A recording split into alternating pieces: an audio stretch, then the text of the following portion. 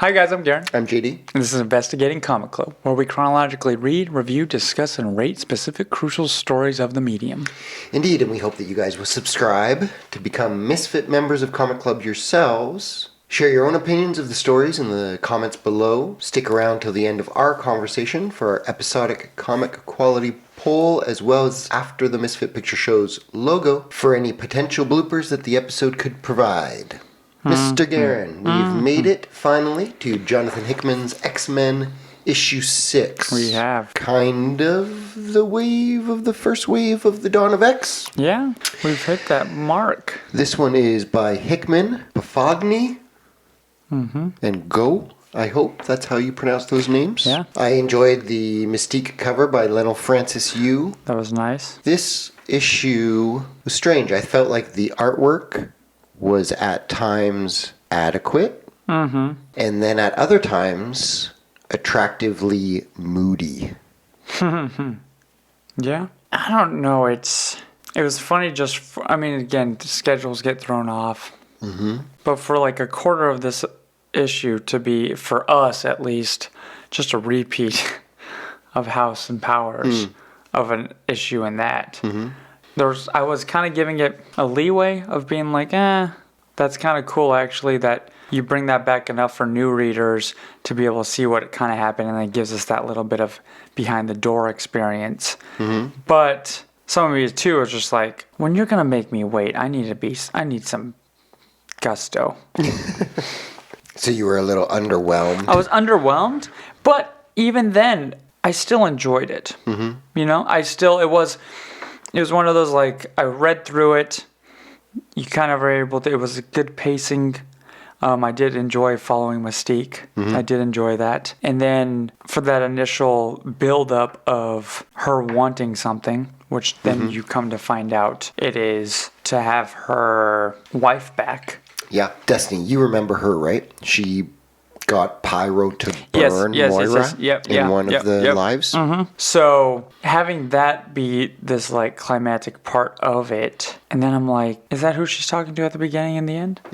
That's Destiny. Yeah, so that makes sense. Is them talking to each other, and then now for it to be like completely turned, you know? So it's like, who do you believe? Oh, what side are you on with Mystique? What side aren't you on? Finally, we get to see more of this character on the ship who is creating Nimrod. Yeah, Dr. Gregor, the wife who lost her husband during the assault. And as someone... Interesting that last episode of X-Men, it had been a while, so you had forgotten, and you went back to issue 1. And the climax of that, the final page, Dr. Gregor was looking at that pink gem or whatever, but I was glad that you had brought that up last time because it reminded me of that. And I had even said, I don't think that we probably won't be seeing Dr. Gregor again by issue 6. Yeah. But it's cool that it actually, if you think of these as 6 issues, just Jonathan Hickman's, and you get a 6-issue trade, that is a beginning and an end. Like that is a circle. And he is a better storyteller than some of the other writers that are working on these issues. After now that the Dawn of X titles, our commitment is all but done, this issue reminded me very effectively of how much excitement. Like, I actually really enjoyed this issue.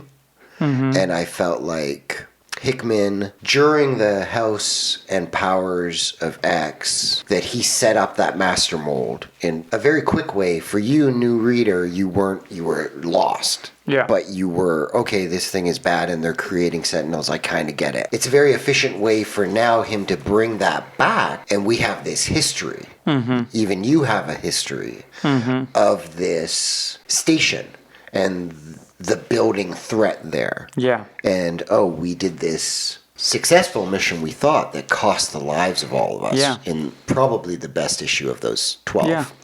No, and it like you said with the writing and seeing it just as Hickman's these 6 issues, you are almost more okay with the idea that it doesn't carry over from the past issue. But it is a whole as a story. Right. Like he spent... Essentially, this is his 18th issue of X-Men. The first 12 make one giant story. You see, he has a plan. Yeah. Issue 1 set up Dr. Gregor again. Here's something going on. This is kind of a threat. There's the director there, the Omega Sentinel.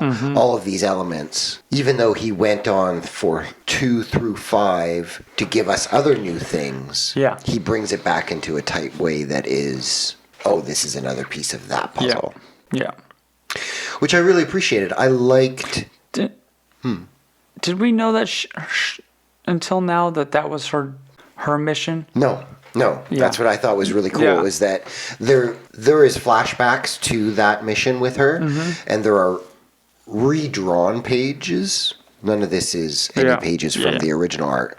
But that's really cool that Cyclops did say to her in that issue, Mystique update. And she said, I got turned around. Yeah. That was in that original issue. And clearly Hickman had this planned. He knew that she went on this side mission. And I like that, even though we know ultimately we cannot trust Mystique, I trust Mystique more than I trust Xavier and Magneto at this point. Yeah. And that grounding of Mystique and her motivations of love for her wife, that emotional motivation resonates with me enough that gives this comic a through line. Like, I haven't trusted Magneto and Xavier for a while. Yeah. And in issue 5, 4, where they were just having the conversation around the table. Oh, yeah. I just... I didn't like them. It's just like, I don't like these guys. But Mystique, even though I don't ultimately trust her, I'm following and I'm invested in this story. Yeah. No, it was one that kind of connected it to where I am still intrigued with this storyline, with it all connecting. And I don't know whether or not, which I'm interested to hear for people who just are reading these 6 issues or even just these new Dawn of X, but didn't read House and Powers to see how that connects to them. Because, I mean, for me, it's still, I think, even if I didn't read House and Powers, this still as a whole is very well written 6 issues. I'm interested to see what 7 possibly brings to the table with connecting the dots even more. It'd be crazy if Mystique is the one who kind of shakes it up a bit, Yeah, that would be really cool. Because something has to come. Right. Somebody has to put Magneto and Xavier and be like, look, we need to figure something needs to... Yeah, after the last few issues, that frustration I was feeling is gone, because I do feel like it is just a matter of time. Like the idea of, wow, is this the new status quo? Is this the new hero X-Men? I think it's all but confirmed now. Like, it is. Like, they are not. They're not in the right headspace. They are being manipulated, or they are manipulating for purposes that aren't for the greater good. Yeah. And Mystique is an interesting character. She's always been kind of one of my favorites. I just find her... There's just a lot of fascinating layers there. And Chris Claremont was pretty ahead of his time as far as the comic industry goes. It was always clear that Mystique and Destiny were in love with each other. As far as I know, this is the first issue that it is a confirmation that they were actually married. Oh, wow. They would never, they never had them kiss or anything like that. They never confirmed that they were romantically in love. Yeah. But Claremont had it there. Yeah. But that was cool to see that, they actually at some point had gotten married. It makes all the sense in the world. So where does she go down to at the very end? I don't know, but I would imagine that is her personal quarters. I do enjoy the bookends of this specific issue with Destiny and Mystique at the beginning and then at the end. And it was very effectively done, her voiceover and the pacing of it. Yeah. It won't be the first island, but it's going to be the most successful island.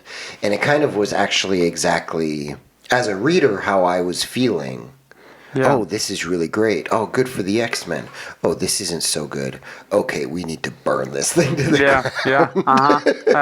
It was... Abort. Yeah, it was literally... It was very well paced. And the intrigue of potentially Mystique's and Destiny's motivation here. Yeah. Because we still don't quite know. It's I can't nicely tell. done. When is this? I get the beginning and the end as far as telling the story of what's to come. Even the last page is in the past. Yeah. I would say that all of that was years and years ago. Gotcha. So this was Destiny years before House of X. And just telling her, bring me back. Yeah, this is going to happen in the future. I'm going to die. There's going to be an island. It won't be the first island. Bring me back if they don't. Bring me down if they don't burn it to the ground. Burn it to the ground. And then so for her to go down into her little quarters with... we don't know what's there. It could be a hologram. It could be, a visual picture representation of her friend. It could be more than that. With Krakoa, I don't know. I feel like it is... Moira McTaggart is still somewhere out there. Yeah, where are you? And we know how Destiny threatened Moira. Yeah. So it's always made sense that Moira telling Charles and Magneto, do not bring her back. Yeah. It works on one level of, Destiny's motivations were always, we don't really know. Yeah. But it also works in the level of, we have to remember that in Moira's 10 lives, she teamed up with Apocalypse. She teamed up with Magneto. Yeah. She was an assassin of the Bolivar Trask. Like, she was a killer in past lives. Yeah. We don't know where her headspace is. If she's behind all of this, who knows? Yeah. Maybe that's why Destiny is like... We know from go ahead. No, I feel like she's been out of our minds for so long now that other shoe will drop sooner than later now, maybe. Just because in the scheme of the whole Dawn of X, she's been out of here for 30-something issues. Right. Last time we saw her, as far as Hickman is concerned, I believe was the final issue of the original 2 miniseries. I think so. And it was clear there was some serious friction between her and Charles and Magneto. Yeah. That there seemed to be clashing. And she's in this little hub of no one else can detect her. Right? Moira's... no one else knows that she's there. She's just there in this pocket place. I think everybody else thinks Moira's dead. No one else is aware that she's even a mutant, as far as we know. So that's one thing. Is Moira behind this? Or, if you take it further, potentially we know that Krakoa feeds off of mutants. In the past, the creation of the new X-Men with Wolverine and Colossus and all Storm and Nightcrawler, that was because the original X-Men, Krakoa had captured them, was feeding off of them, and let Cyclops go to draw more mutants to the island so it could continue to feed off of them. Are all the mutants that have been cloned, are all of those mutants that are cloned, like the originals, are actually captured by Krakoa somewhere, like, hidden? And these clones are... We saw Sinister and the Little Diamond. Yeah. We don't know. No, we don't. But I'm getting excited again. No, it's again, it adds to it, to like going back to the Bible of House and Powers, because I just opened up the final issue again to the last moment with Moira, and what did Mystique want? She didn't want to join without any guarantee. What did you do? We promised to bring Destiny back. You cannot do that. We know. Yep. Yeah, Hickman... and even then you jump now to this issue 6 being like, they're still not doing it. Yeah, and I'm letting you know, it probably won't work. They're going to tell you this is going to happen. They're going to say they're going to promise you things. But back then, she's not telling her they're going to promise you me. Just remember, bring me back. And when they can't do what you ask them to do, which ends up being bring her back, then it's like burn that place to the ground. And it kind of leads it up to the end of Powers. Yeah, it's really cool. Yeah. And it is just looking back, it's clear with Hickman he's really telling a story, and I'm really quite excited about it. And I think that regardless if you're reading any of the other titles or not, I think it even works better if you're not. Yeah. You know, because it is a much tighter story. Yeah. These things that you had to go back and look. No, yeah. If your mind wasn't fuddled up with 30 other comics, yeah. then here it is. But it gets me where actually, okay, now we're on the 18th issue, kind of 3 trades of it. Yeah. Now I kind of want to go back and read the. Well, no, just even me reading the last 6 panels of like, you can't bring her back. Why can't you bring her back? There can be no precogs on Krakoa. We cannot and will not tolerate mutants who can see the future. Wait, she said those words? Those words, yeah. Wow, I forgot about that. Xavier says, we know. Mario says, you don't understand. She has ways of seeing me, and I am a weakness because my death ends all of us. Oh, yeah. Remember that now? Yeah. No, it's exciting. And then Xavier says, we know. And then Mario says, do you? What happens if we bring her back and she tells everyone what she sees? What if she tells everyone the truth? That's right. Just these last 2 pages of what we finally got, even changes and not changes, but like kind of brings you back to that, like, oh, can't stand Professor X or can't stand Magneto. But then it's like, who is the main person behind all this? Because even though we don't like them and their mindset, what do they know? Yeah, what do they know? Do they know that... Yeah, who knows? We don't know exactly their motivations yet. The way they're going about it, I'm skeptical about and I don't appreciate. Yeah. But we don't know what they know yet. And like you said earlier, having Mystique be that character, so many of the other characters, they're just kind of following and going along blindly. Taking somebody like Mystique, who has never liked Charles. Yeah. Questioning him. I trusted Hickman. This is good stuff. I was a little let down the last issue. I felt underwhelmed by it, disappointed with it. But this one, it gets me extremely excited again. And I'm quite looking forward to the next one. This is the 6th issue. I am definitely in for the long run with Hickman. I'd give this issue... I give it an A-. Ooh. I give this one a B+, but probably moved up to an A- with us just diving more deeper into it. Yeah. You know, like that, it really did like bring back things. Because, again, we're reading this, guys. We're doing this. It's, and then we're trying to get this out to you. So it's more of what I can comprehend in the moment of. And then when we actually have this discussion...